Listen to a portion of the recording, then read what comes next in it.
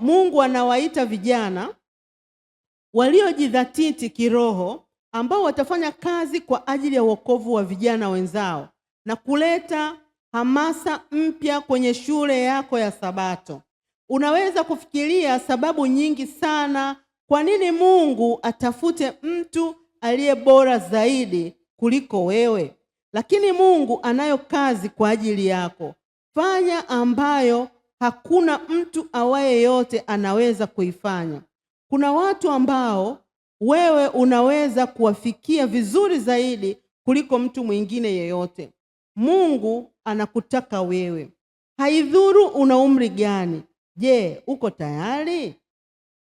Uko tayari kwa ajili ya kuboresha shule ya Sabato katika utume? Uko tayari kwa ajili ya mafundisho? Uko tayari kwa ajili ya ushirika?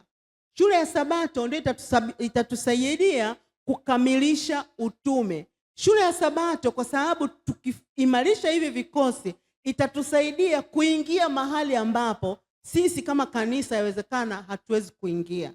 Maana katika kundi lile atakuwepo mtu labda ambaye yuko karibu labda na kikundi fulani cha watu ambao tunataka kwenda kuwafikia. Kwa hiyo huyu anaweza akatusaidia sisi kikundi chake kikawafikia wale kwa urahisi zaidi. Bwana asifiwe. Unapokuwa uko active member, yani wewe ni mtu ambaye unashiriki, mtu hai, itakusaidia wewe kama kijana kuwavuta au kuwaleta vijana wenzako ambao wanahisi kwamba shule ya Sabato ni ya watu fulani. Kuna watu wanahisi kwamba shule ya Sabato ile bwana si ni ya walimu wa shule ya Sabato.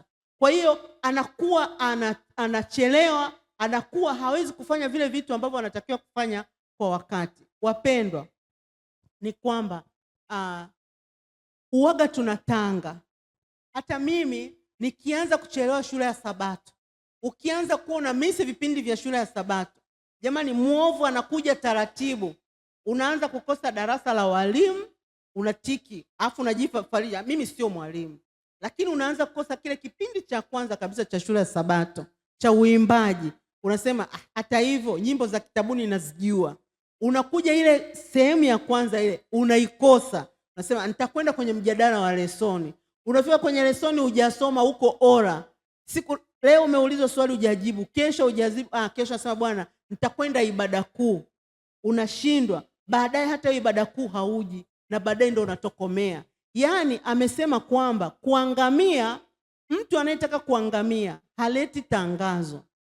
Huanza taratibu taratibu taratibu na mwisho inakuwa kweli. Mungu wetu akatusaidie kwa jinsi tulivyo, kwa jinsi ambavyo tumejifunza kwa leo, kwa wasikilizaji wetu wanaotusikiliza katika kurasa zetu zote za mitandao, na hao waliopo katika hiki kituo, na wale wote ambao tumeshare linki kwao. Jamani, Mungu wetu anataka tuwajibike. Hakuna kazi ambayo, hakuna mtu ambaye ameletwa katika hii dunia aje kukaa tu.